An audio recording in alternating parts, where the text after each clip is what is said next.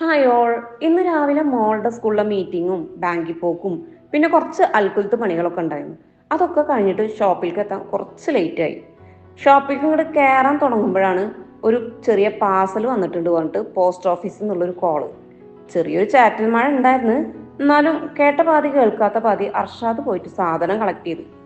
ഓരോന്നും അതിൻ്റെതായ സമയത്ത് ചെയ്യുന്നതല്ലേ അതിന്റെ വൃത്തി എന്നൊന്ന് ആലോചിച്ചപ്പോ കസ്റ്റമർ ഒഴിഞ്ഞ ചെറിയൊരു ഗ്യാപ്പ് കിട്ടിയപ്പോ അത് പിന്നത്തേക്ക് വെക്കാണ്ട് അപ്പൊ തന്നെ അങ്ങോട്ട് ബില്ലിട്ട് കൊടുക്കുക കരുതി.